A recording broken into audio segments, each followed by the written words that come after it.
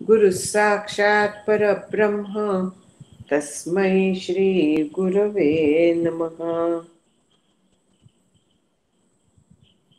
वंशीविभूषितकरान्नवनीरदाभात् पीताम्बरादरुणबिम्बफलाधरोष्ठात् पूर्णेन्दुसुन्दरमुखादरविन्दनेत्रात् कृष्णात् परं किमपि तत्त्वमहं न जाने।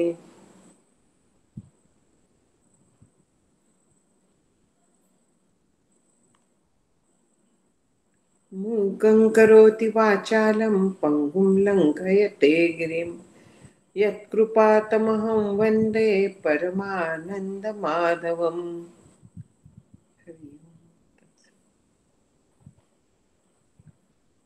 आपलं उत्तरार्धातलं पहिलं प्रकरण चाललंय स्थूलदेह निरसन.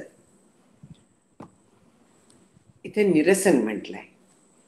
निरसन म्हणजे नष्ट करणं नाहीये, तर निराश करणं म्हणजे असून नसल्यासारखं करणं. स्थूलदेह आहे, काम करतोय, पण तरी देखील त्याचं महत्व काही राहत नाही, त्याचं कुठल्याही पद्धतीचं आसक्ती राहत नाही, हे निरसन आहे. त्याचा मिथ्यात्व निश्चय करणं म्हणजे निरसन असतं. आणखीन मी देह कसा नाही हा सगळा इथे मांडलेला आहे. आपण त्यातलं बरंचसं पाहिलं की स्थूल देहाची अवस्था, त्याचा अभिमानी, त्याचं स्थान वगैरे सगळ्या गोष्टी ज्या आहेत, तर त्या म्हणजे मी नाहीये. तर मी नक्की कोण आहे? मुकुंदराज म्हणतात की या प्रपंचाते म्हणजे ह्या स्थूल देहाच्या सगळ्याला तू जाणसी निरुते म्हणून अवलंबन साक्षी ऐसे तू ते बोले वेदांत. या प्रपंचाला तू जाणतोस, म्हणजे देह वगैरे तू जाणतोयस. आपल्याला कळतं की नाही की माझ्या डोळ्यांना दिसत आहे, मी जागी आहे, हे सगळं आपल्याला कळतंय. आणि आपल्याला कळतंय म्हणून मला त्या प्रपंचाचा साक्षी म्हटलं जातं. मी देह नाहीये, मला देह कळतोय म्हणजे मी देहाची साक्षी आहे. माझी इंद्रिय काम करतात, मला ते कळतंय म्हणजे मी इंद्रिय असणं शक्य नाही, मी साक्षी आहे त्यांची. अशा पद्धतीने साक्षी जो आहे तर तो कशाचं तरी साक्षीत्व आहे की नाही. दासबोधात 14 ब्रह्मांचा समास एक आहे. आणखीन त्याच्यात साक्षी ब्रह्म वगैरे सगळी ज्याला ज्याला आपण ब्रह्म म्हणतो तर त्या सगळ्याचा निराश केलाय, कारण त्याच्यात सापेक्षता आहे. केवल ब्रह्म सुद्धा केवल म्हटलं ह्याचा अर्थ दुसरं काहीतरी केवल नसलेलं असलं पाहिजे, शब्द उच्चारलाय म्हणजे ते कसं असेल, ह्या पद्धतीने निराश केलाय. तसाच इथे प्रपंच आहे ह्याच्यावरती साक्षी शब्द अवलंबून आहे. म्हणून अवलंबन साक्षी ऐसे तू ते बोले वेदांत. तो प्रपंचाला तू बघतोयस म्हणून वेदांत तुला साक्षी असं म्हणतो. साक्षी म्हणतोय ह्याला कारण तिथे सापेक्षता आहे, जगाच्या सापेक्ष, देहाच्या सापेक्ष तू सगळं हे बघतोयस, वेगळेपणाने बघतोयस. तू असतास जर का जग तर तू ते बघू शकला नसतास, तू देह असतास तर तू देह बघू शकला नसतास.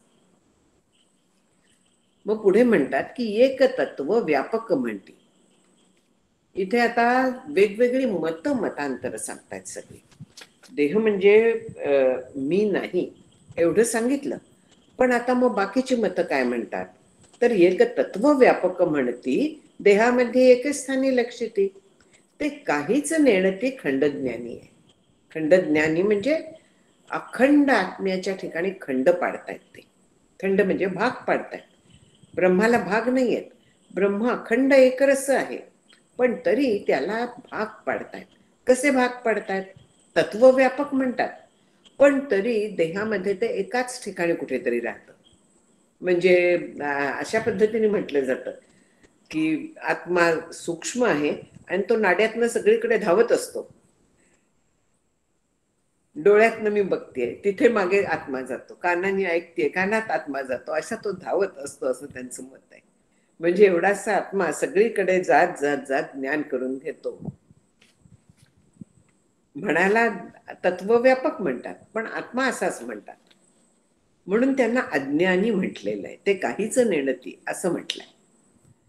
दुसरे जे आहेत ते योग मार्गाचा आता सांगतात की गुदस्थानी आधार कमळ ते रक्तवर्ण चतुर्दल व स मध्ये सवर्ण अतिसोज्वल एक चिंतिती. गुदद्वाराजवळ मूलाधार चक्र जे आहे तर त्याला शिवणीच्या मागे असतं असं योगशास्त्र सांगतं. आणि त्याचं वर्णन जे केलेलं आहे तर ते 4 पाकळ्यांचं कमळ. आता ही सगळी जी चक्र आहेत तर त्यांना कमळ असं म्हटलेलं आहे. षटचक्र किंवा देहातली कमळ. आणखीन ह्या मूलाधार चक्राला 4 पाकळ्या असतात, लाल रंग असतो. आणखीन तिथे व वम शम शम सम ही तिथे बीजाक्षर सांगितलेली आहेत. जो योगशास्त्रात आहे ना, प्रत्येक कमळाच्या प्रत्येक पाकळीवरती आपलं जे बाराखडी आहे ना, म्हणजे अ पासनं ते हळ वगैरे ती शेवटपर्यंत सगळी अक्षरं याच्या पाकळ्यांवरती कल्पलेली आहेत. आणि तिथे त्याच्यावरती ध्यान करण्यासाठी त्याचा उपयोग करतात. लिंगस्थानी स्वाधिष्ठान ते षटदल पीतवर्ण ब ल मध्याक्षरी भूसित जाणं एकद्याती. जननेंद्रियाच्या वरच्या बाजूला एक 6 पाकळ्यांचं पीतवर्ण पिवळ्या रंगाचं स्वाधिष्ठान चक्र सांगितलेलं आहे. आणि त्याच्यावरती ब पासन ल पर्यंत बम भम मम यम रम लम अशा बीजाक्षरांची कल्पना केली आहे. 6, कारण ते षटदल आहे ना, 6 पाकळ्या आहेत ना त्याला, त्यामुळे त्या पाकळ्यांवरती 6 बीजाक्षरांची कल्पना झालेली आहे. नाभिस्थानी मणिपूरक नाम ते दशदल कमल नीलवर्ण दफाक्षरी मातृकावर्ण एकध्याती. कोणी काय करतं की मणिपूर म्हणून नाभिस्थानी एक चक्र आहे, तर ते निळ्या रंगाचं आहे. आणखीन 10 त्याला पाकळ्या आहेत. त्या 10 पाकळ्यांवरती डम ते फम म्हणजे ट ठ ड ड डम ढम वगैरे ट ठ ड ढ ण पासून ते फ पर्यंत प फ ब फ पर्यंत अशा 10 बीजाक्षरांची स्थापना करून त्याचं चिंतन करतात. म्हणजे कुठच्या कमळाचं कुठच्या चक्राचं चिंतन करायचं हे प्रत्येक जण वेगळ्या पद्धतीने करत असतं. आधी कुंडलिनी जागृत करतात, आणखीन त्याच्यानंतर पुढे मग एक चक्राचं चिंतन करत असावेत. मला ह्याचा माझा अभ्यास नाहीये योग मार्गाचा. हृदयी अनाहत कमळ अतिशुभ्रवर्ण 12 दळ का दी ठान तीन वर्णांकित झळाळ प्रतिपादती. आता हृदय देशात अनाहत नावाचं कमळ आहे, त्याला 12 पाकळ्या आहेत, 12 दळ आहेत आणि शुभ्र वर्ण आहे.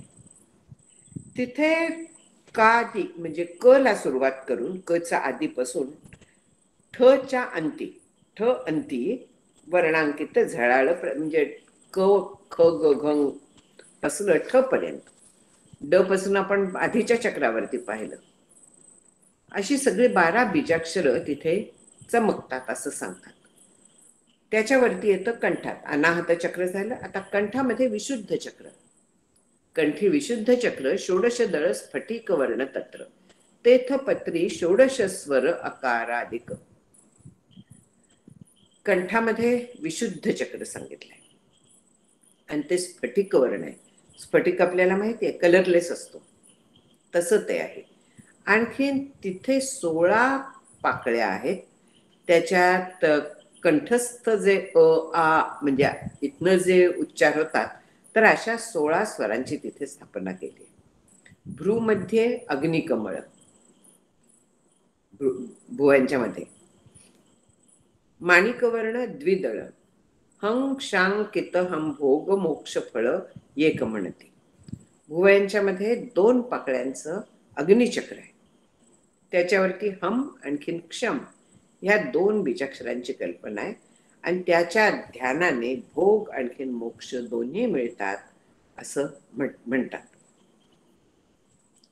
स बिंदू मातृकाक्षरी अंकिते यैसिया षटचक्रे मिरविते हेची परमतत्व यैसे बोलिते हीन विवेकी आहे. हीन विवेकी म्हटलंय. स बिंदू म्हणजे ही सगळी बिंदूंसह आहेत. बीजाक्षर आहेत. बीजाक्षरांच्या वरती बिंदू असतात. कंग खंग वगैरे. अशी ही 6 चक्र त्याच्यावरती ही अक्षरं शोभतात. आणि ती चक्र म्हणजेच ब्रह्म असं योगी समजतात. त्यांना हीन विवेक असं म्हटलेलं आहे. मतमतांतर आहेत. षटचक्रावरवते सहस्रदळ असे हटवते. नाना वर्ण प्रकाशते एकचिंतती. एक त्याच्याही वरती जातात. आणखीन 1000 पाकळ्यांचं एक कमळ त्याची कल्पना करतायत आणि तिथे अनेक रंगांचा प्रकाश असतो असं हठयोगी समजतात आणि त्याचं ध्यान करतात. ते इथे म्हणण्यात येतं. मूर्धा त्याच्यावरती ते कमळ असतं अशा पद्धतीने त्यांचं मत आहे. सहस्रदळ 1000 पाकळ्या आहेत त्याला. आणखीन अनेक वर्ण आहेत तिथे वेगवेगळे. हे 7 चक्र झाली. 7 सांगितली. सप्तचक्रांची अंतराळ हेची परमतत्व निर्मळ ऐसे एक बोलिती बरळ ज्ञानहीन. काय बरळतात की या 7 चक्रात मध्ये जो अवकाश म्हणजे आकाश म्हणजे पोकळी ती जी आहे तर त्यालाच ते पवित्र आत्मतत्व समजतात. हेच परमतत्व निर्मळ. ह्यालाच ते 7 चक्र ही मुख्य त्याच्यातला जो अवकाश आहे आकाश आहे तर त्याला ते परमतत्व समजतात. मुकुंदराज म्हणतात की ऐसे बोलती बरळ ज्ञानहीन. अज्ञानामुळे ती बडबड करतायत. काय लक्ष देताय तुम्ही अशा पद्धतीने ते बोलतायत. मग त्यांच्यातलेच कोणी काय करतात त्रिबंध युक्त प्राणायाम वगैरे करून कुंडलिनी जागृतीचा प्रयत्न करतात. म्हणजे एक आधारी बंधू घालिती प्रसुप्ते कुंडलिनी ते चेवविती षटचक्रे भेदवनी नेती ब्रह्मरंध्रासी. आधारी बंधू म्हणजे आता हा जो बंध आहे आधार चक्र जे म्हटलेले मूळ तर तिथे एक विशिष्ट पद्धतीने बसण्याची एक रीत आहे की उजवी टाच दाबायची शिवणीवरती आणखीन डावी टाच त्याच्यावरती ठेवायची आणखीन संपूर्ण शरीर त्याच्यावरती तोलून धरायचं. हे ज्ञानेश्वरीत आपल्याला मिळेल. तिथे त्याच्यानंतर त्या कुंडलिनीवरती ध्यान करायचं. कुंडलिनी चेववायची म्हणजे जागी करायची. आणखीन तिला एक एक एक एक चक्र भेद करून थेट सहस्रदळापर्यंत न्यायचं. अशा पद्धतीची ही साधना आहे. आणखीन ब्रह्मरंध्रापर्यंत घेऊन जातात म्हणजे सहस्रार चक्रापर्यंत घेऊन जातात. तेथ अनाहत ध्वनीचे विकाशे चित्त महाशून्य समरसे तेथ परमकळा प्रकाशे स्वयंज्योती. अनाहत नाद ऐकू येतात या प्रोसेसमध्ये. चित्ताचा लय होतो आणखीन स्वयंप्रकाश आत्मा अनुभवायला येतो असं ते मानतात. असं त्यांचं मत आहे. पण त्यांच्या मतात आत्मा वेगळा आहे आणखीन प्रकृती वेगळी आहे. ते द्वैती मत आहे. आत्मा जरी ते व्यापक समजत असले स्वयंप्रकाश समजत असले तरी ते प्रकृतीला सत्य मानतात. हे द्वैती मत आहे. ईश्वर ते मानतात योगी पण तरी प्रकृती सत्य मानतात. म्हणजे हे 3 तत्व मानणारे आहेत. ईश्वर ब्रह्म आणखीन प्रकृती. ते अशा पद्धतीने आता अनाहत नाद म्हणजे कोणी विचारायच्या आधीच सांगते की अनाहत नाद वगैरे आहे हे भक्ती मार्गात ज्ञान मार्गात म्हणजे योग मार्गातले जे अनुभव आहेत तर ते बाकी मार्गात देखील येऊ शकतात. बाकी मार्गात देखील अशाच पद्धतीने आपण काय म्हणूया आपली प्रगती जशी होत जाईल तर त्या पद्धतीने आपल्याला सगळ्यांना नाही हे कधीतरी कोणाला तरी हे ऐकू येऊ शकतात. नाहीतर असं होईल की मग मला का नाही आला. याचा संबंध आपल्या अभ्यासाशी असतो. पूर्वजन्मीचा असेल या जन्मीचा असेल पण त्या अभ्यासाशी असतो. तर त्यामुळे कोणाला काय अनुभव येतील हे सांगता येत नसतं. योग मार्गात अनुभव जास्त असतात.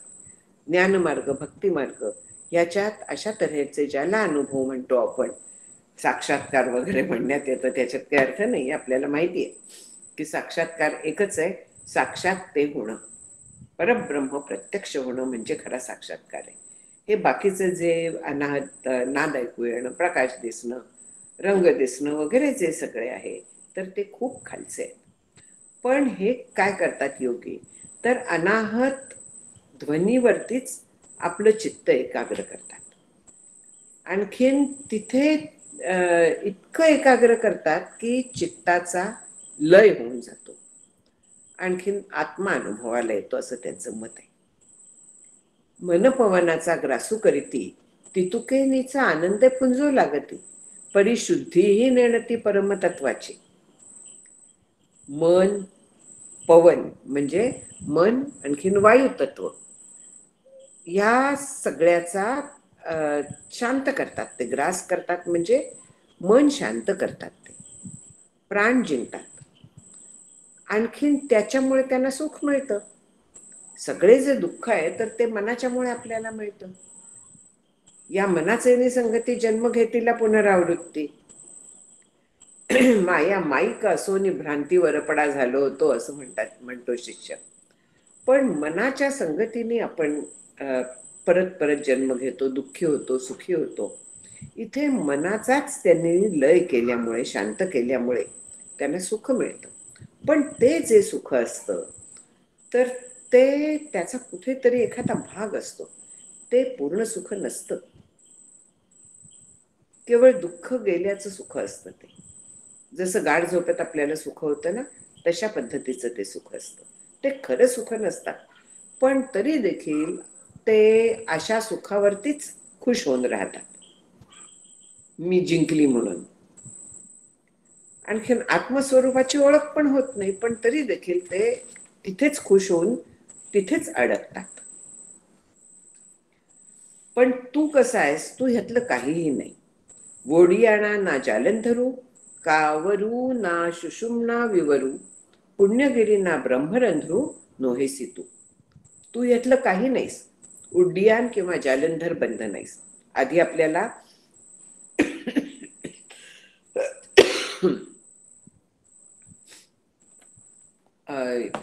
ह्याचा मूळ बंध सांगितला. उड्डियान बंध म्हणजे आपलं पोट असतं ते आत खेचायचं असतं, त्याला उड्डियान बंध म्हणतात. आणखीन आत खेचून ते तसंच ठेवायचं असतं. आणि जालंधर बंध म्हणजे मानेच्या तिथला असतो, तो अनवठी इथे या खोबणीत रोवायची असते. आणखीन हे करत असताना प्राणायाम पण असतो. ती मोठी प्रोसेस आहे सगळी, त्रिबंधयुक्त प्राणायाम असं त्याने म्हणतात त्याला. आणखीन त्याचा उपयोग कुंडलिनी जागृत करायला, आणखीन ती वरती न्यायला होतो. आणि ह्या गोष्टी कधीही कोणीही गुरूंच्या शिवाय करू नयेत, हेही सांगते. केवळ अर्धवट माहिती किंवा अर्धवट गुरु अशा पद्धतीने करायला गेलं तर त्याचा अत्यंत वाईट परिणाम होतात, देहावरती नसते आजार उपटतात. तर त्यामुळे याच्यात पडू नये. अगदी इथे गुरूंची अत्यंत आवश्यकता असते, आणि ते सुद्धा आपल्याला प्रत्यक्ष बघणारे की आपण बरोबर करतोय की नाही हे सगळं जाणणारे. हे बंध असतात. आणखीन सुषुम्ना मार्गातनं कुंडलिनी वर जाते. 3 नाड्या ज्या सांगितल्या आहेत, इडा, पिंगला, आणखीन सुषुम्ना. इडा म्हणजे डाव्या बाजूची, पिंगला म्हणजे उजव्या बाजूची, आणखीन सुषुम्ना म्हणजे मधली. आणि त्या मधल्या मार्गाने ते नेहमी जे बंद असतं जवळजवळ, त्याच्यातनं कुंडलिनीना वर नेतात. पण हे तू काही नाहीस. तिथे ती जिथे पोचते ब्रह्मरंध्र, ते पण तू नाहीस. या मार्गातलं तू काहीही नाहीयेस. मेरू ना त्रिकुटू, भवर गुंफा ना गोल्हाट, ग्रंथित्रय ना श्रीहाट, कैसेनी तू.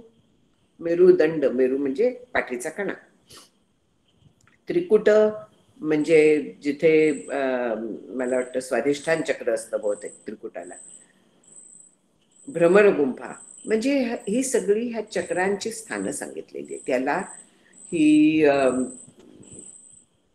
त्या सिस्टीम मधली ही नाव आहेत. तिथे भ्रमर असतो असं नाहीये. गोल्हाट वगैरे, श्रीहाट, ही सगळी नावं आहेत जिथे ती चक्र आहेत, त्या चक्रांच्या स्थानं आहेत त्यांची. 3 ग्रंथी म्हणजे ब्रह्मा, रुद्र, विष्णू, म्हणजे याचा संबंध 3 गुणांशी येतो. त्या ग्रंथी पण तू नाहीस. हे सगळं तू कसं काय असशील? ते तुला सगळं दृश्य आहे, त्याचं तू साधन करत असतोस किंवा कोणीतरी साधन करतं, मग ते तू कसा असशील? तू भाटी ना टाळी, आगी आळी ना उजियाळी, नादू बिंदू लोळी नव्हे सुतू. तू नाद नाहीयेस कुठल्याही पद्धतीचा, टाळी बिळी भाटी किंवा अग्नीचा नाद नाहीयेस, कुठचेच नाद तू नाहीयेस. आणखी नाद बिंदू वगैरे ह्या कल्पना ज्या आहेत त्याही तू नाहीस. या सगळ्या योगशास्त्रात त्या कल्पना आहेत. त्या मगाशी म्हटलं तसं इतर मार्गातल्या लोकांना कधीतरी त्याची जाणीव होऊ शकते. म्हणजे मग मला कशी झाली असं वाटायचं कारण नाही. कधीतरी ते होऊ शकतं, पण होतच असं नाही, हेही पक्क लक्षात ठेवावं, नाहीतर आपण त्याची वाट बघत बसू. असं होऊ नये. आणि वाट पाहायला लागलं तर आपलं ध्यान वाट बघण्यावरती जातं, त्या सोहम ध्यानावरती आपलं राहत नाही लक्ष, किंवा त्या नामावरती आपलं लक्ष राहत नाही. तर आपण वाट बघण्याकडेच आपलं सगळं लक्ष जातं. म्हणून अशा सगळ्या हे जे अनुभव वेगवेगळे यांनी सांगितले त्याच्याकडे अजिबात लक्ष द्यायचं नसतं. तू मंत्र तू रेचकू ना पूरकू, कुंभकू ना त्राटकू, यासीही तू प्रवर्तकू, तोची तू कैसे नाही. सरळ सांगतात की रेचक, पूरक, कुंभक प्राणायाम. रेचक म्हणजे श्वास बाहेर सोडणं विशिष्ट पद्धतीने, पूरक म्हणजे श्वास आत घेणं, त्याच्याही मात्रा असतात, किती मात्रात श्वास आत घ्यायचा. आणखीन कुंभक म्हणजे तो रोखून धरायचा किती मात्रा, आणि किती मात्रात बाहेर सोडायचा. हे आपल्याला जो इफेक्ट हवा असेल त्यानुसार ह्या मात्रा बदलतात. म्हणजे आपण सगळ्यांनी ऐकलेलं असतं की एकाच चारास दोन किंवा अशा पद्धतीने एक एक ऐकतो आपण, पण आपल्याला त्याच्यातनं काय फळ हवंय यानुसार त्या मात्रा बदलतात. आणि म्हणून परत प्राणायाम सुद्धा ब्लाइंडली कधीही करू नये. त्यालाही वेगवेगळी फळं असतात. खूप प्रकारचे प्राणायाम आहेत, एकाच प्रकारचा नाहीये. त्राटक म्हणजे एकटक कशाकडे तरी एखाद्या आलंबनाकडे बघत राहणं. ज्योतीवरती बऱ्याच वेळा त्राटक करतात किंवा ओंकारावरती करतात. डोळ्याची पापणी सुद्धा न लवता त्याच्याकडे बघत राहणं. एकाग्रता येण्यासाठी असावं हे. पण हे सगळं तू करतोस, मग ते तू कसा असशील? सगळे जे विचार आहेत ते ह्यातलं तू काहीही नाहीस. आणि असे जे मानतात तर ते अज्ञ आहेत, हे सांगतात मुकुंदराज परत परत. तू मंत्र ना अनुष्ठान, धारणा ना ध्यान, समाधी ना आसन, नोहेसी तू. मंत्र अनुष्ठान हे सगळं तू करत असतोस, जप तू करतोस मंत्रांचा, त्याचा उपयोग, त्याचा उच्चार तू करतोयस, वेगवेगळे अनुष्ठान तू करतो. धारणा ध्यान, धारणा म्हणजे ज्याचं आपण ध्यान करतोय. समजा आता रामाचं ध्यान करते, तर रामाच्या चरित्रात राहणं, रामाच्या विचारात राहणं, याला धारणा म्हणतात. त्या प्रदेशात राहणं थोडक्यात त्याच्या. आणखीन प्रत्यक्ष रामावरती चित्त एकाग्र होणं हे ध्यान झालं. आणि ध्यान जेव्हा परिपक्व होतं तर त्यावेळी प्रथम सविकल्प समाधी, आणखी नंतर निर्विकल्प समाधी लागते. पण हे सगळं तू नाहीस. समाधी म्हणजे तू नाहीयेस. समाधी लागल्यास जीव ब्रह्मैक्य होतं, म्हणजे तू तुझ्या स्वरूपात विलीन होतोस. पण समाधी म्हणजे तू नाही, ते साधन आहे, ते तू नव्हेसी. हे तू लक्षात घे अगदी. आणि तुला आसन लागतं त्या समाधीच्या साठी. विशिष्ट पद्धतीने आसन सिद्ध करतात ना. आणखीन त्याच्यावरती बसून तू हे सगळं करत असतोस, ते तू कसं काय असशील? देहीचे स्थानमान हे सगळे खंड ज्ञान, या दृश्याचे तुझं परिज्ञान, तरी हेची तू कैसे नाही? देहातली ही जी स्थानं सांगितली सगळी चक्रांची वगैरे, किंवा देहाचं मोजमाप, किती उंची, स्थानमान, देह कुठं आहे, ते देहाची उंची वगैरे, हे सगळं जे आहे हे तुला कळतंय की नाही? आणखीन त्याचं ज्ञान जे आहे ते लिमिटेड आहे, त्या देहापुरतं लिमिटेड आहे. मग ते तू कसा काय असशील? खंड ज्ञान आहे ते. जरी देहची अनित्य, तरी तेथीचे लय लक्ष कैसे निसत्य, म्हणून हे सगळे मिथ्या खंड ज्ञान. देह काय कायम टिकणार आहे का? देह जातो जातो, परत जन्माला येतो, पुनरपि जननम पुनरपि मरणम, चक्र चालू असतं. मग हा जर का अनित्य आहे, तर त्या देहामधलं जे मन आहे त्याचा लय साधला, वेगवेगळी देहातलीच चक्रांच्या बद्दल आपण लक्ष केलं त्यांना, मग हे सत्य आहे का? मुळात देह अनित्य म्हटल्यानंतर देहातली चक्र देखील अनित्यच आहेत, ती देखील सत्य होऊ शकत नाही. म्हणून हे सगळं कल्पितच आहे आणि खंडित ज्ञान आहे, म्हणजे व्यापक नाही आहे. एवढं तू लक्षात घे. व्यापक असतं तर विचार करता आला असता, पण ते व्यापक नाहीये, ते देहापुरतं मर्यादित आहे. जे जे मने जाणीजे, ते दृश्य कैसे नी आत्मा मानिजे, हे सगळे सांडून अनुभवीचे परमतत्व. म्हणून मनाने जे जे जाणता येतं, जिथे जिथे मन जातं, ज्याचा ज्याचा मन संकल्प करतं, ते मन त्या गोष्टींहून वेगळं असतं की नाही? जे मन जे काय जाणताय, हा ग्रंथ माझं मन तिथपर्यंत पोचलं, आणखीन बुद्धीपर्यंत घेऊन गेलं, ज्ञान कळलं. मन म्हणजे ग्रंथ होऊ शकत नाही. जे काही मनाने जाणता येतं, ज्याचे ज्याचे संकल्प करता येतात, ते दृश्य आहे, ते मन नाहीये. मग तू जो आत्मा आहेस, मन म्हणजे आत्मा कसं असेल? शक्य नाहीये. हे जे काय सगळं आपण म्हणतोय, देहातल्या सगळ्या गोष्टी बाजूला कर आणि मग आत्मानुभव घे. त्या देहामध्ये गुंतून राहू नकोस. हे परत परत इथे श्री गुरु सांगतायत शिष्याला की देह म्हणजे तू नाहीस, देहातल्या गोष्टी म्हणजे तू नाहीस, ते सगळं तू बाजूला कर आणखीन आत्मानुभव घे.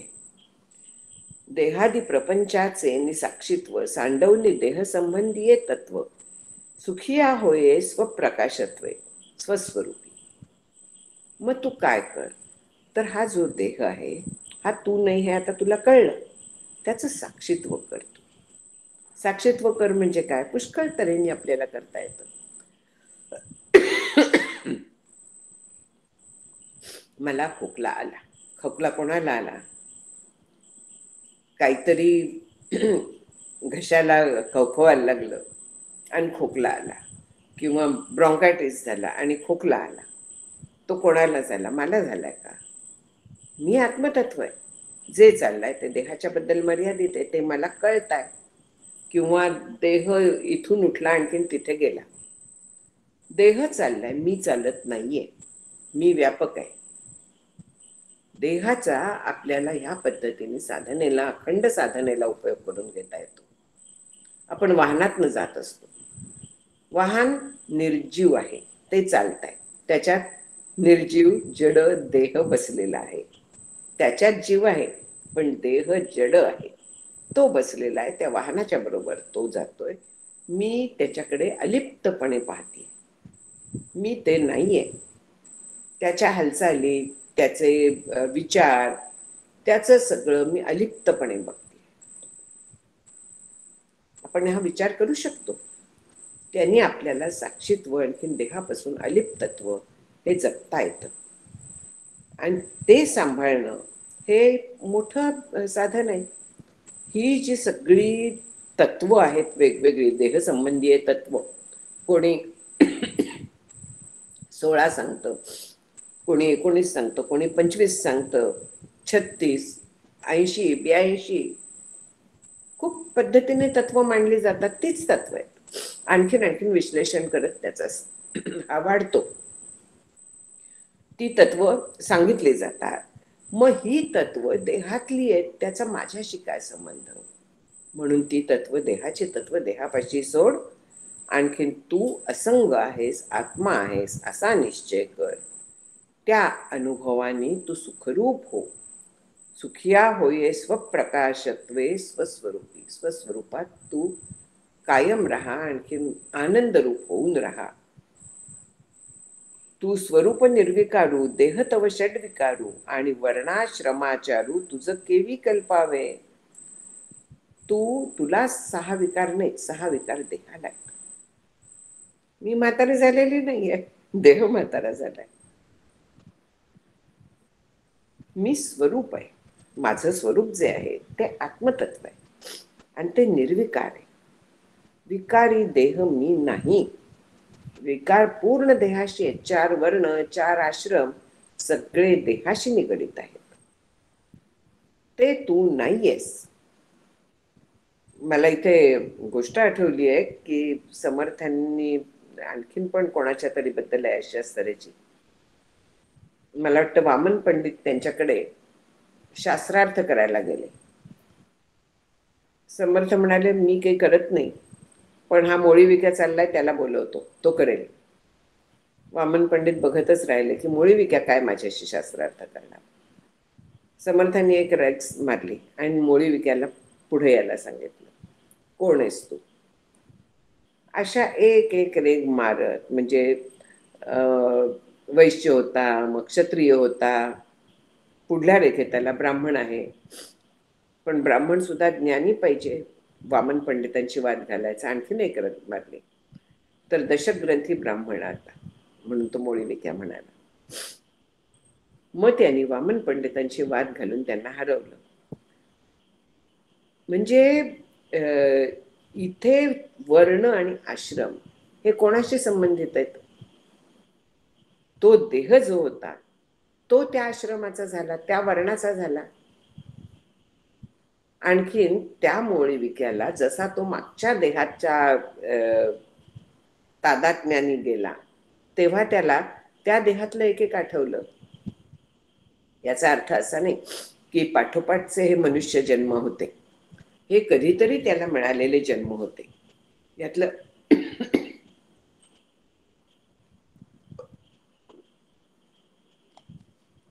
सार लक्षात घ्यायचं की मी देह नाहीये. ह्या गोष्टी सगळ्या गोष्टी म्हणून सोडून घ्यायच्या असतात. त्यातलं साधं तत्व लक्षात घ्यायचं की मी देह नाहीये, आणखीन मी आत्मतत्व आहे. हे पक्क लक्षात ठेवायचं आणि त्याप्रमाणे आपल्याला विचार करता येतो. इति श्रीमद विवेक सिंधू संहार क्रमे गुरुशिष्य संवादे स्थूल देह निरसनम नाम प्रथम प्रकरणम समाप्तम. स्थूल देह निराश झाला असं मुकुंदराज डिक्लेअर करतायत. आपला झाला का माहित नाही मला. तो जर का झाला तर देहाची सुख दुःख मला माझी वाटणार नाही. देहाला होतील, त्याचा मला त्रास सुद्धा होऊ शकतो, दुखेल, दुखणार नाही असं अजिबात होणार नाहीये. नाहीतर देहाचा निराश झाल्याबरोबर देहाला जे काय होत आहे तर त्याचा मला त्रास होणार नाही असं काहीही होत नाही. ते होतं, फक्त त्याचं दुःख वाटेल असं होतं. देहाचं जे ते देहापाशीच राहतं, त्याचं दुःख होत नाही. सगळी जरी म्हणजे डोकं दुखत राहिलं, खूप डोकं दुखलं, तरी जरी डोकं दुखलं तरी देखील ते मला दुखताय असं होत नाही, म्हणून त्याचा त्रास होत नाही. शेजाऱ्याचं डोकं दुखत असलं, मला त्रास होतो का? पण माझं दुखायला लागलं तर मला त्रास होतो. इथे देहाचं दुखताय, माझा काय संबंध आहे त्याच्याशी? अशा पद्धतीने आपण देहापासून पूर्णपणे विलग होऊ शकतो. आणखीन ही पहिली स्टेज आहे. मी देह नाही, मी आत्मा आहे, हे आपल्याला शेवटपर्यंत जाणून घ्यायचं आहे.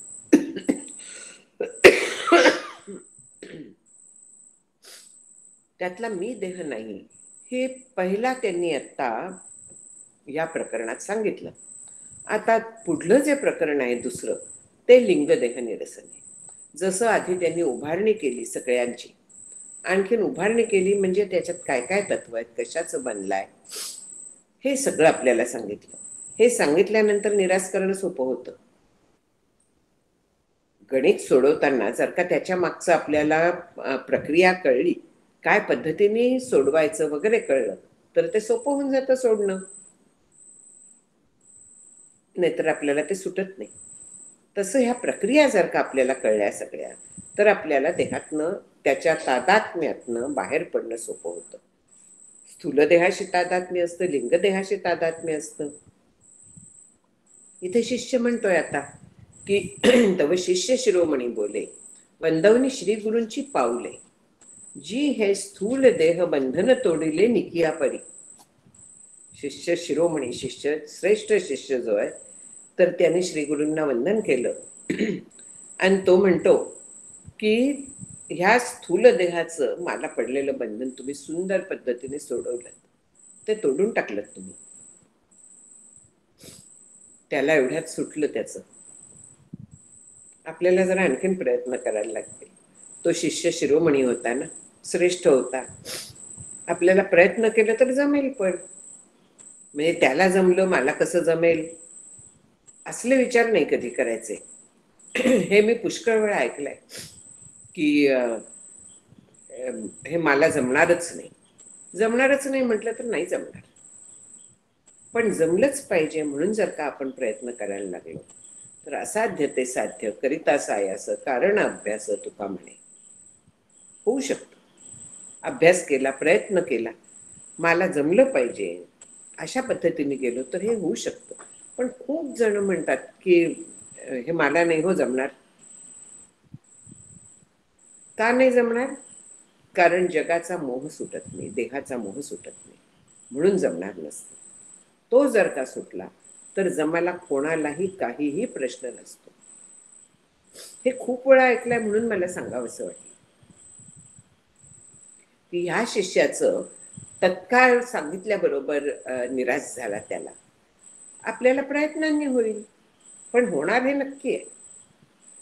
स्थूल देह बंदी शाळेपासाव सुटलो, देहादी प्रपंच साक्षीत्व पावलो, आता कृतकृत्य जाहलो, श्री गुरुचरण प्रसादे. शिष्याला काय वाटतंय? कृतकृत्यता आली असं वाटतंय. गैरसमज आहे त्याचा. केवळ स्थूल देहाच्या तुरुंगवासातनं सुटल्यावर बंदी शाळेपासून स्थूल देह रूपी अनेक जन्म ह्या बंदीशाळेत होतो, तो आता मी सुटलो स्थूल देहाच्या बंदीशाळेतनं. आणखीन देह, जग ह्या सगळ्याचं मी आता साक्षीत्व करायला लागलोय, साक्षीत्व पावलो, तर तेव्हा आता मी कृतकृत्य झालो. आता कृतकृत्य म्हणजे जे करायला हवं ते माझं करून झालं. कृतकृत्य, कृत्य कृत म्हणजे जे करायला हवं होतं ते मी केलं. म्हणून माझं आता जीवन सफळ झालं असं शिष्य श्री गुरूंना सांगतो. त्याला वाटलं की या स्थूल देहाच्या बंधनातनं सुटलो म्हणजे आता मी मोक्षाला पावलो, आता काही उरलेलं नाहीये करायचं. त्याच्यावरती श्री गुरु त्याचा तो समज दूर करतायत. मग बोले श्री गुरुनाथू, जव नोहेसी लिंग देहाती तू, तव न चुके संस्कृती पंथू कदापि पैका. की जोपर्यंत श्री गुरु त्याच्यावरती म्हणाले की जोपर्यंत लिंगदेहाच्या पलीकडे तू जात नाहीस, लिंगदेहाचं साक्षीत्व जोपर्यंत तुला जमत नाहीये, तोपर्यंत संस्कृती म्हणजे ह्या जन्म मरणांचा सरत जाणं, त्याचं चक्र कधीही सुटणार नाही. परत जन्मन परत मरण हे होणारच आहे, कारण ह्या लिंगदेहाच्या मुळे जन्म मरण येतं. स्थूल देहाच्यामुळे नाही केवळ येतं, लिंगदेहामुळे येतं.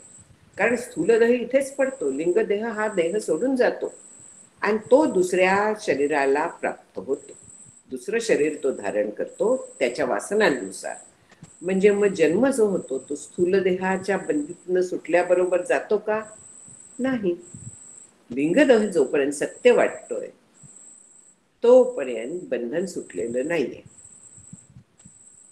त्याच्याही पलीकडे आहेत बंधनं, पण इथे आपण लिंगदेहाचा विचार करायला लागलोय की केवळ स्थूल देहाचा साक्षीत्व जमलं, मी स्थूल देहापासून वेगळी आहे हे पक्क झालं, तरी अजून लिंगदेह उरलेला आहे. स्थूल देह पडणारच आहे. लिंगदेह जो आहे तो पुढे जाणार आहे. त्यामुळे त्याच्याही बंदी शाळेतनं आपल्याला सुटायला हवं. जवळ लिंगदेह आवरण असे तव स्वस्वरूप न प्रकाशे, नाथिले अहंतेचे लावी पिसे शुद्ध चैतन्यासी. छान शब्द आहेत की शुद्ध चैतन्याला नसलेल्या अहंकाराचं म्हणजे मीपणाचं म्हणजे मी देह अशा पद्धतीचं वेड लावतो. लिंगदेह म्हणजे मी मन आहे, मी बुद्धी आहे अशी जोपर्यंत भूमिका असते तिथे मी बलवान असतो आणि हा भूमिकेतनं आत्मस्वरूपापर्यंत आपण पोचू शकत नाही. जोपर्यंत ही भूमिका आपली पक्की असते तोपर्यंत आपण आत्मस्वरूपाच्या अनुभवापर्यंत कधीही पोचणं शक्य नाही. तो जो अहंकार आहे, मी मी मी करणारा, तो मी आहे, तो मी आहे, हा भ्रम जो आहे तर तो सगळ्यात मोठं बंधन आहे. अंतःकरण म्हणजे मी, अंतःकरण सगळ्यात जवळचं आहे ना चिदाभासाला. कारण चिदाभास म्हणजे काय आहे? अंतःकरणात किंवा बुद्धीत आपण म्हणूया पडलेलं प्रतिबिंब आहे. आत्म्याचं प्रतिबिंब जेव्हा पडतं, प्रतिबिंब म्हणजे ज्ञानप्रकाश फाकतो, म्हणजे ती बुद्धी ऍक्टिव्हेट होते, स्वतःला चेतन समजायला लागते.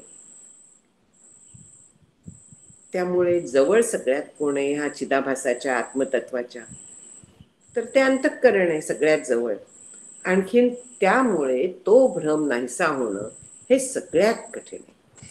अहम हा आपला जन्मोजन्मीचा साथीदार आहे. आणखीन असा असल्यामुळे तो साथीदार त्याला विसरल्याशिवाय आणखीन त्याचं साक्षीत्व केल्याशिवाय आपण त्याच्या पलीकडे जाऊ शकत नाही. घटावच्छिन्न घटाकाश घटासरिसे भवे दाही दिशा, तेवी आत्मा याता यात गर्भवास पावे लिंग देहवशी. आता जे म्हटलं उदाहरण दिलंय की घटाने मर्यादित आकाश असतं, म्हणजे घटामध्ये आकाश आहे. घट इकडून इकडे नेला की जणू काय ते त्याच्याबरोबर जातं. वास्तविक जातं का? नाही. तिथलं आकाश त्याच्यात असतं. आकाश अखंड आहे, एकरस आहे. जसा आत्मा आहे त्याला त्याच्यामुळे आकाशाची उपमा खूप वेळा दिली जाते. पण आकाशाला शब्द हा गुण आहे, पोकळी हे स्वरूप आहे, त्याचं जागा देणं हे काम आहे. तसं आत्म्याला काही नाही. पण आकाश जसं निर्विकार आहे, जसं अवयवरहित आहे, तसा आत्मा आहे. आणखीन असं व्यापक जे अवयवरहित आकाश आहे ते घट इथनं घेऊन इथे नेला म्हणजे आकाश जात नाही बरोबर, तर ते तो जिथे जाईल तिथे आकाश आहेच. तसं इथे लिंगदेह जो आहे तर त्यांनी आत्मा अडकल्यासारखा झालाय. लिंगदेह इथून इकडे गेला की आत्मा पण तिकडे गेला असं म्हणतो आपण. म्हणजे चिदाभास जातो वास्तविक, म्हणजे जीव जातो तिकडे, आणि जीव गेल्यामुळे त्या जीवाला परत परत जन्म भोगायला लागतात. आत्मा आहेच, आत्मा कुठे जात येत नाही. जातं ते लिंग शरीर जातं, आणि लिंग शरीराबरोबर चिदाभास जातो, ज्याला आपण जीव म्हणतो. या तिन्हीला म्हणून जीव म्हणतो. की आत्मतत्व, आत्मतत्व म्हणजे जे देहामध्ये बंदिस्त झाल्यासारखं ब्रह्मतत्व आहे. जसं घटाकाश म्हणतो की घटामध्ये अडकल्यासारखं जे आकाश आहे त्याला आपण घटाकाश म्हणतो, तसं देहामध्ये व्यापून असलेलं जे ब्रह्म आहे त्याला आपण आत्मा म्हणतो. हा आत्मा अंतःकरण, आणखीन अंतःकरण स्वच्छ आणखीन शुद्ध असल्यामुळे तो ते ज्ञान प्रकाश घेतो, आत्म्याचा प्रकाश घेतो, आणि त्याला चिदाभास असं म्हणतात. ह्या तिन्हीचा मिळून जीव होतो. एक एक घटक म्हणजे जीव नाही, कारण अंतःकरण आहे ते जड आहे, बुद्धी तेज तत्वाची आहे, मन वायू तत्वाचं आहे. पण बुद्धीत जर का प्रतिबिंब पडतो, आपण म्हणतो तेज तत्वाची स्वच्छ असल्यामुळे सत्वगुणाची आहे, तर ते प्रतिबिंब बुद्धीवरती अपेक्षित अवलंबून आहे. म्हणून बुद्धी जिथे जाते तिथे प्रतिबिंब बरोबर जातच, कारण आत्मतत्व सगळीकडे आहे. म्हणून ती बुद्धी लिंगदेह थोडक्यात तो जिथे जाईल तिथे आत्मतत्व, तो जीव जातो असं आपण म्हणतो. आणि म्हणून आत्म्याला गर्भवास लिंगदेहामुळे घडतो अशा पद्धतीने म्हणण्यात येतं. तो त्या लिंगदेहाबरोबर ह्या देहातून त्या देहात, त्या देहातून त्या देहात अशा पद्धतीने फिरत जातो. उदाहरण छान दिलंय की जेवी सविता जळी प्रतिबिंब तू तरंगे चांचल्य दशे पावतो तेवी आत्मा सुखदुःखे भोगतू लिंगदेहवशे. म्हणजे सूर्याचं पाण्यात प्रतिबिंब पडतं. आता जर का पाणी शांत असलं तर प्रतिबिंब स्वच्छ अगदी जसंच्या तसं कळतं. पण जर का त्याच्याबरोबर तरंग उठले, त्या पाण्यामध्ये लाटा उठायला लागल्या, तरंग उठले, तर ते प्रतिबिंब हल्ल्यासारखं दिसतं आपल्याला. आपण काय म्हणू, किती हलताय नाही ते प्रतिबिंब, सूर्य किती हलतोय. तसं आत्मा जो आहे तो लिंगदेहात जसा काय सापडतो आणखी सुखी आणि दुःखी होतो. जसं पाणी हल्ल्यामुळे तो सूर्य हल्ल्यासारखा वाटतो, तर त्याप्रमाणे लिंगदेहाची जी सुखदुःख वगैरे जीव जो आहे त्याला जी सुखदुःख होतात ती आत्म्याला जणू काय होतात, कारण आत्म्याचं प्रतिबिंब आहे. त्याला सुखदुःख होतात असं आपण म्हणतो. ती आत्म्यावरती लादली जातात आणि आत्माच सुखी होतो, दुःखी होतो, मी सुखी मी दुःखी अशा पद्धतीने आपण ती स्वतःवरती ओढवून घेतो.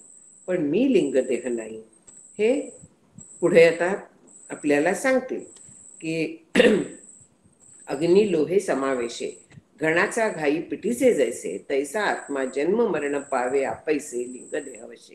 तेच आहे की आकार लोखंडाला जेव्हा देतात तर तेव्हा ते लोखंड लाल होईपर्यंत तापवतात आणि नंतर त्याला आयरणीवरती ठेवून त्याच्यावरती घाव घालतात.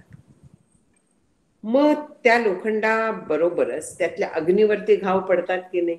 लाल जो झालेला आहे, तापलेला आहे, तो अग्नी आहे त्याच्या तिथे, त्याच्यावरती पण घाव पडतात. तसं लिंगदेहाशी जर का आपलं तादात्म्य आपण ठेवलं तर लिंगदेहाबरोबरच आपल्याला जन्म मरण भोगायला लागतात, सुख दुःख भोगायला लागतात. असं इथे श्री गुरु शिष्याला सांगतात की तू लिंगदेह नाहीस हे तू लक्षात घे. आपलं आता 7 पर्यंत झालाय. काही असलं ह्याच्यात शंका तर विचारून घ्या.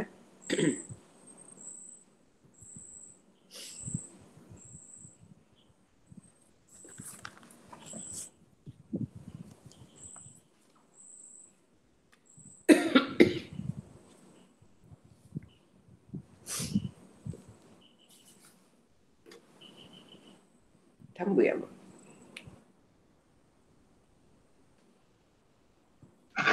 घेऊ श्लोक. मुकुंद राजांची काय मुकुंद राजांचा एक अभंग बोला. आहे. जे आता वर्णन होतं ना षटचक्राचं आणि त्रिकुटाचं, त्या अर्थाचाच एक अभंग वाचून दाखवू का? हा हा अगदी अवश्य. अभंग मुकुंद राजांचा तेच वर्णन असलेला सगळा अभंग आहे. हे हा. खूण अनुभवाची पिंडी परतुनी पाहे आपे आप प्रकाशले तेणे आनंदे राहे. पश्चिम दिशेसी जाता उजवा टाकीला मेरू अनुहात गगन गर्जे थोर उठला गजरू. त्रिकुटी स्थिरावला मन पवन वारू जिंकले पंचप्राण केला मदनासी मारू. आधारी नाभी मुळी तीही एकची तंतू सहस्र दळावरी स्थिर राहे निवांतू. विघडले संद बंद षडचक्राची माळ चंद्राविण चांदणे दिसे मुक्ती कल्लोळ. आशा मनशा दया क्षमा असती जया अंतरी मुकुंद राज योगी सुखिया होय आधारी. असा अभंग आहे हा. हे कुठे मिळालं तुम्हाला? कधी मी अभंग त्यांचे पाहिलेले नव्हते. हे मी सांगलीच्या केळकर महाराजांकडे कीर्तन ऐकायला जाते. त्यांच्या कीर्तनात नेहमी हा अभंग बऱ्याच वेळा असतो. ते कोणाच्या? ह्याला आधाराला म्हणून काही सांगतात ना, नाही, कोणाच्या त्याच्यामध्ये कीर्तनाला? केळकर महाराज सांगलीचे, अच्छा, मामा आलं महाराज. लक्षात. हा, मामा महाराज. मग माहिती अण्णा महाराज. तर हा, आधी मामा महाराज होते, मग रामराय होते, मग अण्णा महाराज, आता दीपक नाना करतात. आता 98वं वर्ष सुरू आहे त्यांच्या कीर्तन परंपरेचं. तर होय. त्या कीर्तनात हा अभंग नेहमी असतो वरचेवर बरेच निरूपणामध्ये. म्हणून तो माहितीये मला. बरोबर आहे. छान आहे अभंग. हो, छान आहे. हा म्हणजे मुकुंदराजांचे छान पूर्णपणे आहे. योग मार्गाचा आहे. पण हो हो बऱ्याच संतांनी योग मार्ग आणखी ज्ञान मार्ग यांची सांगड घातलेली आहे. जसं समर्थांचं सोलीव सुख आहे ना, होय होय, त्या बरोबर. प्रकरणात योग मार्गच सांगितलेला आहे. पण तिथे समर्थांनी अजपा, योग मार्ग म्हणजे चक्रभेदन, आणखीन ज्ञान मार्ग याची सांगड घातलेली आहे. होय. बहुतेक अशाच पद्धतीने जातात, कारण केवळ योग मार्गाने हे मिळत नाही, कधी मुक्ती मिळत नाही. तसे दोन्हीचे अभंग आहेत मुकुंदराजांचे, ज्ञान मार्गाचे पण आहेत आणि योग मार्गाचे. सोहिरोबांचे आहेत असेच दोन्ही हो हो, मार्गांचे. आहेत. पुष्कळ भक्ती संतांचे, मार्गाचे पण जनाबाई आहेत. वगैरेंचे आहेत. हो. त्यांच्या कीर्तनांमध्ये अतिशय या सगळ्यांचे सुंदर अभंग असतात. त्यांचं अभंग तरंग नावाचं एक पुस्तक त्यांनी प्रकाशित केलंय. त्यांच्या कीर्तनात बर, वरतेवर येणाऱ्या अभंगांचं, खूप अभंग आहेत वेगवेगळ्या संतांचे, तर त्या छानच आहे. पुस्तकामध्ये हे सगळे अभंग आहेत.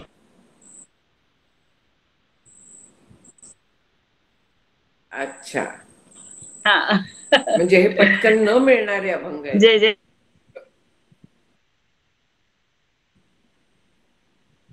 रघुवीर समर्थ.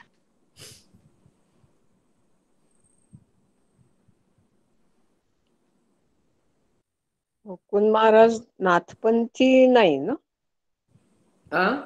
मुकुंद महाराज नाथपंथी नाहीत ना? मुकुंदराज नाथपंथी नाही तसे, पण अगं मी म्हंटल तसं हे सगळ्या संतांचा योग मार्गाचा पण होता. समर्थांच्या ह्याच्यात पण योग मार्गाची एक ब्रांच आहे.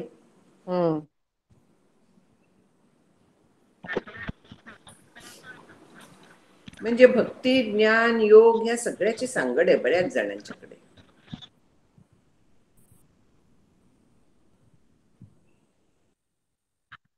त्यांचं म्हणजे शांकर दर्शनच आहे पूर्ण, यांचं, मुकुंदराजांचं शांकर अगदी दर्शनच आहे पूर्णपणे.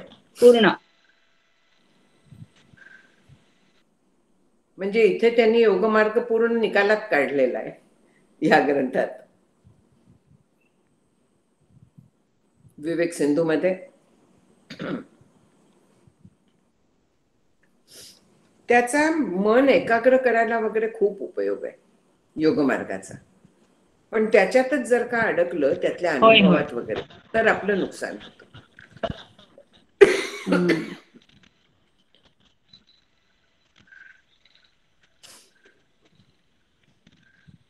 शेवट त्यांची गडबड होते. धारणा, ध्यान वगैरे अगदी हे आहे, पण समाधीत सोहमला जात नाहीत ते, त्यामुळे खालच्या स्टेजला राहतात. आणि त्यांची चक्रांना भेदून वगैरे ना, ते पण उपयोग नसतो. ते चक्र म्हणजे तिथे परब्रह्म जर का हे केलं तर गोष्ट वेगळी आहे, पण तसं होत नाही.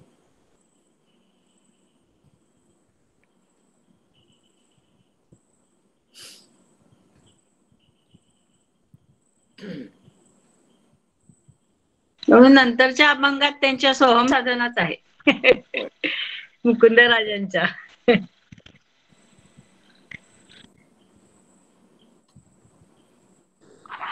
म्हणजे मावशी, ह्या योग मार्गातनं शून्यावस्थेला ते थांबतात असा अर्थ घ्यायचा का नाही?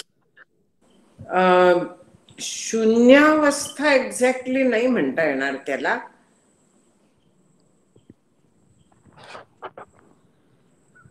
काही नाहीला नसतात ते.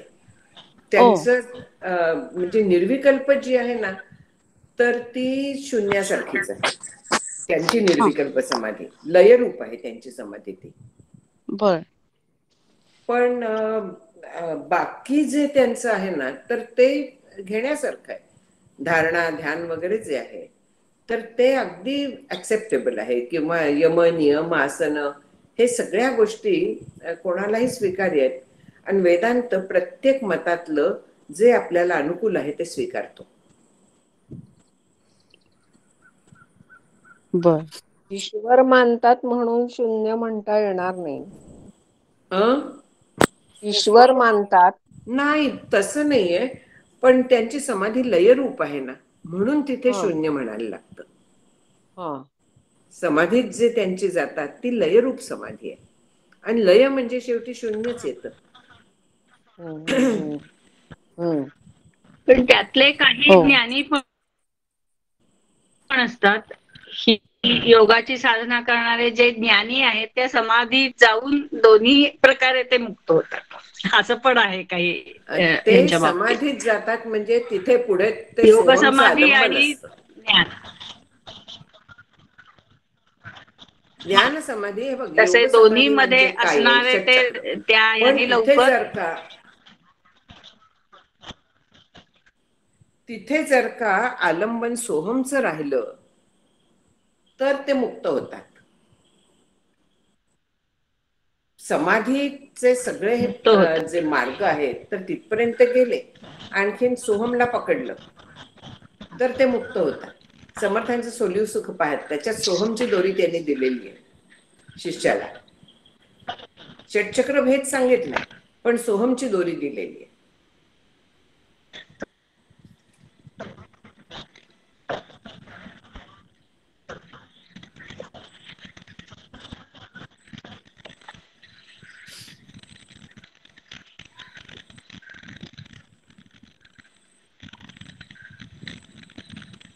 दोन्ही मार्गाने माणूस मुक्त होत नाही. म्हणजे अद्वैतातच गेल्याशिवाय मुक्त होत नाही.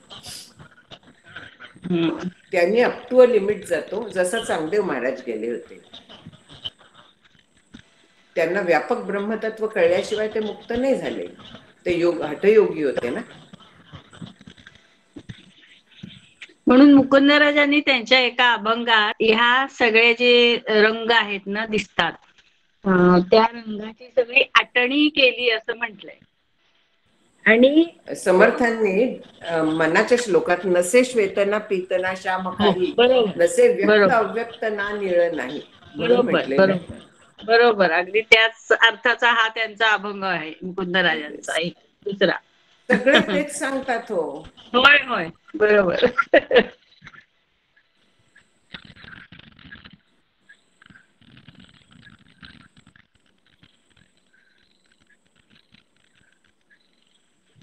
चला आई थांबायचं. अभंग सांगू का वाचून दाखवू का? फार सुंदर आहे. वाचा मन ना. जडले गुरु पायी आता मन जडले गुरु पायी आता जन्म मरण मज नाही रक्तश्वेत झाली मिळणी श्याम सुनीळ केली आटणी पीत प्रभा लखलखाट तोची माझा उन्मनी घाट स्वस्वरूपी लागला डोळा निज तेजाचा हाची उमाळा सहम भावे मुकुंदराई भरला निजगुरु सर्वा ठाई. असा अभंग आहे. दोन्हीच इथे सांगड घातली आहे की नाही. एकच आहे योग हा. मार्गातले अनुभव आणखीन सोहम. आणि सोहम अशी.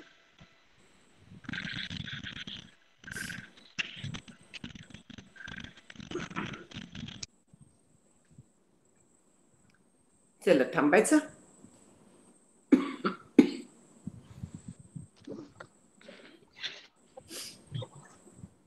व्हावी पूर्ण कृपा गुरो मजवरी प्रार्थी भावे तुला वारी सर्व अरिष्ट नेऊ निलया संमोह जो वाढला अज्ञानांध जनासी मुक्त करुनी शांती पदी बैसवी विनती हीच असे न मागत तुझे भक्ती तुझी ही हवी सद्गुरुनाथ नाथ की जय. जय श्रीराम. जय श्रीराम.